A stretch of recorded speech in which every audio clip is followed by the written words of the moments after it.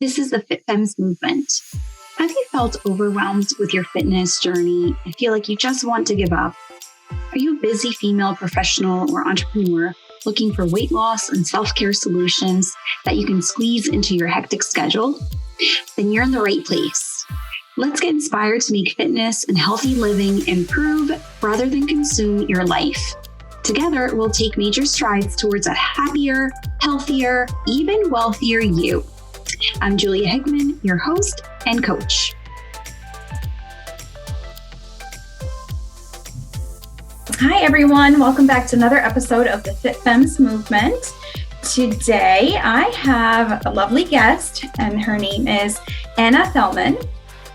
So I'll be telling you guys a little bit more about Anna, but if you're listening to the show for the first time, I'm Julia Hickman. I am the host, and I've really taken quite a bit of a journey with this podcast and with what I'm up to, and I'm going to be sharing more about my story in a future episode because I feel like I've only been sharing like little bits here and there, but I really taken my love for fitness, coaching, and helping women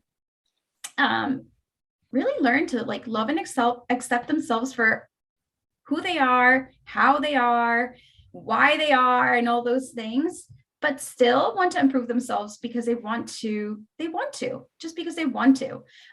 So now I kind of help women with their businesses more on the back end, but I'm still such a big believer of taking care of ourselves, really making self-care a priority, because really, if we don't have our health, if we don't have that deep joy in ourselves, we really can't do all the things that we want to do well.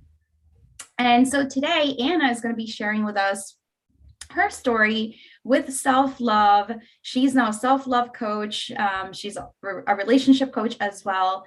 And she's going to be telling us more about her journey. So I'm not going to tell you about her journey quite yet, but I'll introduce you guys to her. So she's the founder of Thelmann Consulting Limited. She operates from China, and her focus lies in working as a relationship and self-love coach, helping women ditch toxic relationship standards by boosting their confidence to choose the life and relationships they deserve and desire. Anna helps shifting their mindset from worthless to worthy by integrating coaching approaches, psychological theories, and NLP in all of her offerings. So, Anna, welcome to the show. I'm so glad that you are here. So I guess let's actually start with your story. Tell us a little bit about how you got started doing the work that you're doing now with like your move and like pretty much uprooting to a whole new country and new culture. I mean, that's pretty impressive. And then also starting a business on top of all that. I mean, quite a story. It is. First of all, thank you very much for the lovely introduction. And thank you for having me. So where to start? I start with my coaching business, why I am a self-love coach. And it started many, many years ago when I was young, when I've gone through very disturbing and bad things in my life, like rape, physical abuse, emotional abuse.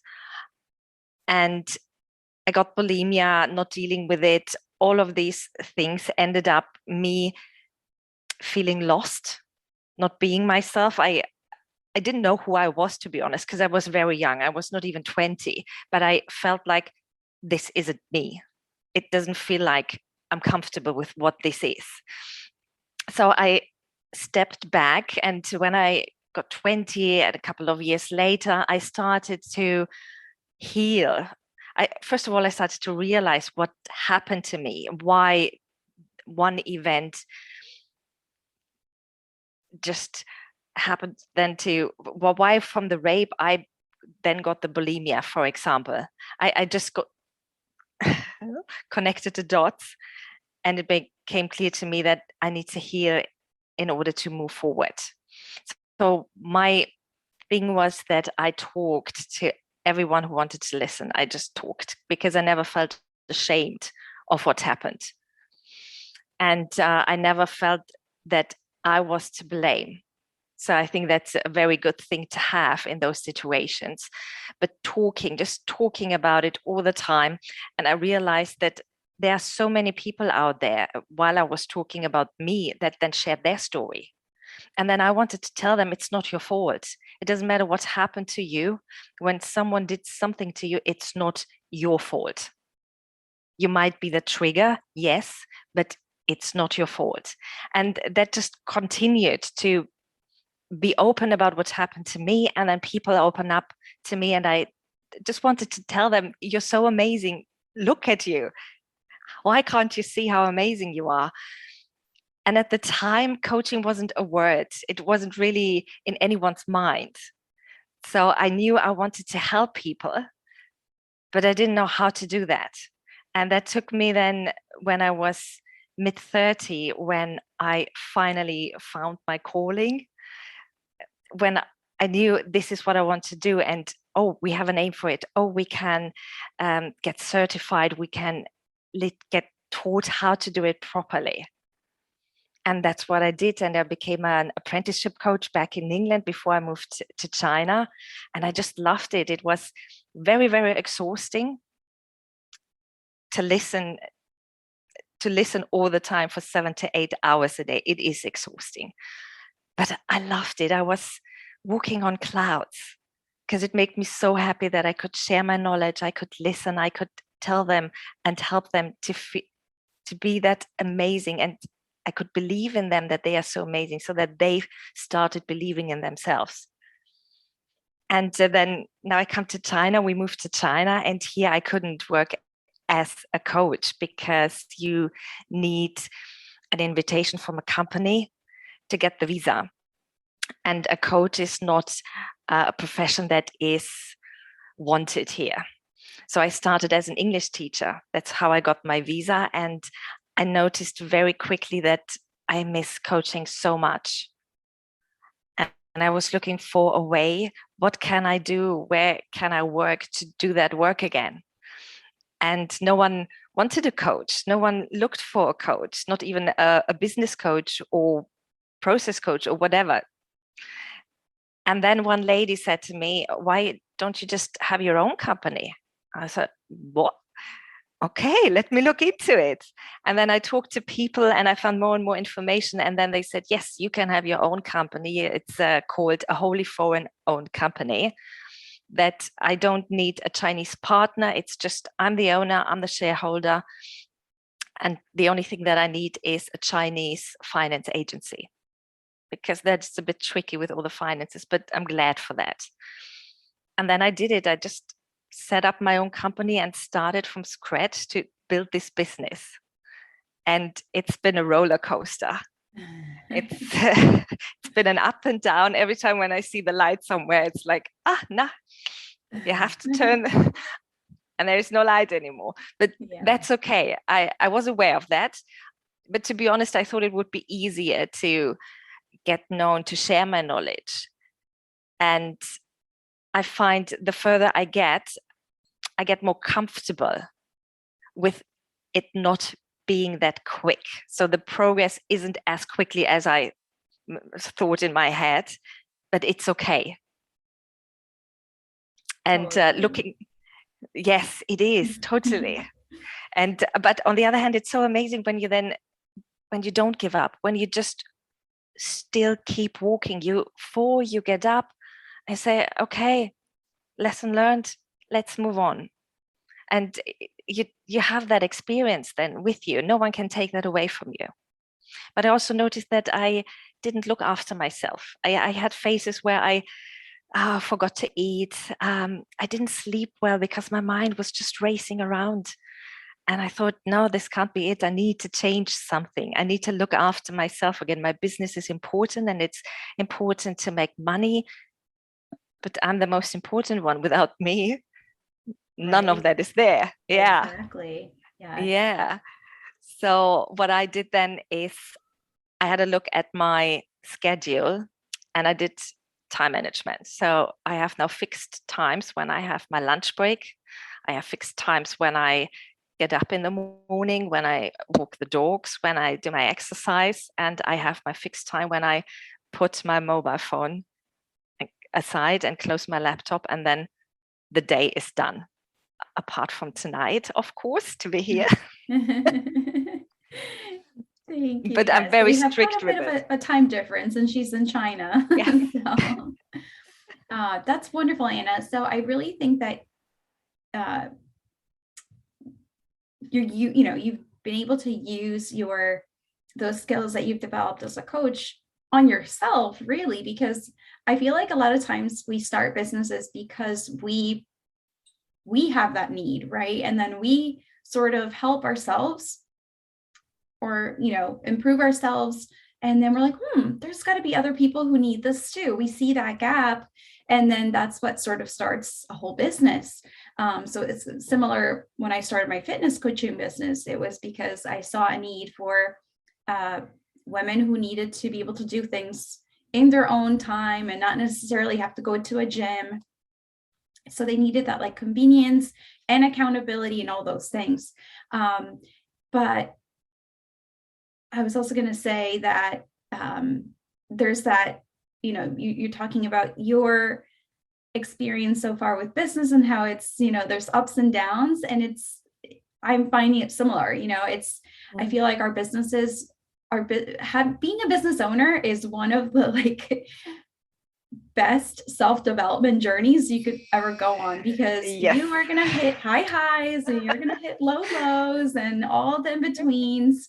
And really the best thing is just like, if it's really what you want to do, it's just about like sticking with it and knowing that nothing lasts forever. There's always going to be a corner that, where you turn. And yeah, it's just, it's definitely, it's not for the faint of heart, I would say, but if you have the passion, it's totally worth it for sure.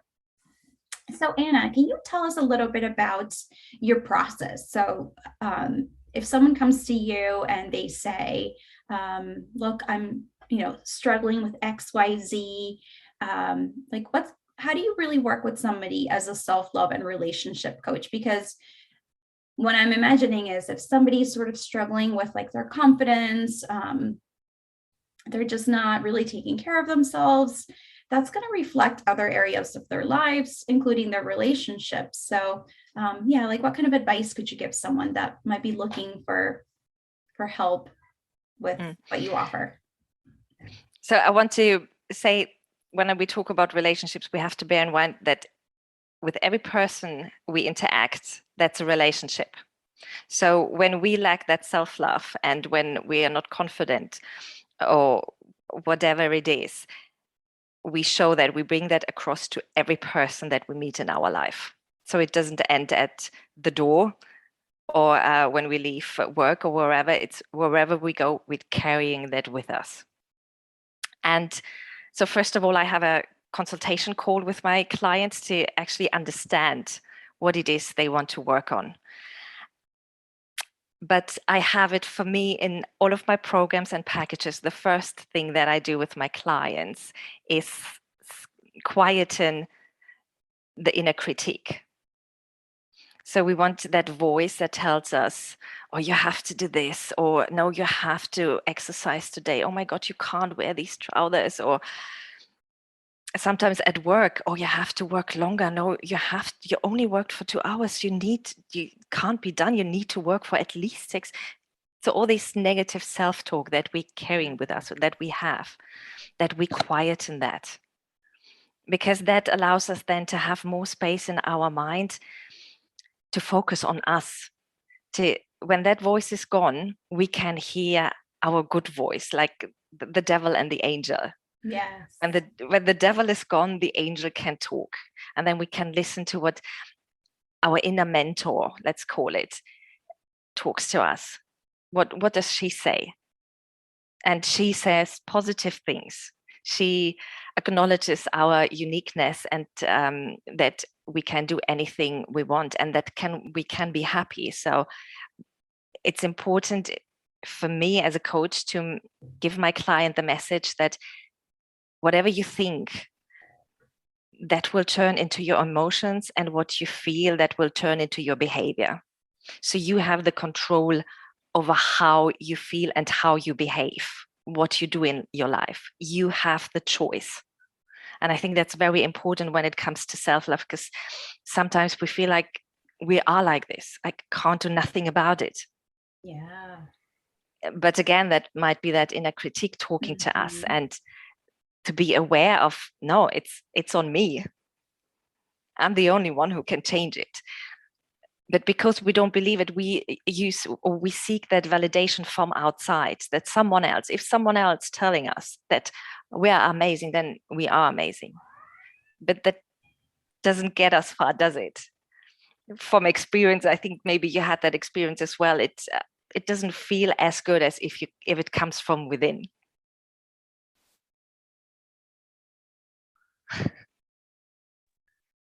I just had a fire truck drive by my house, so I had to let that noise go by for a moment there.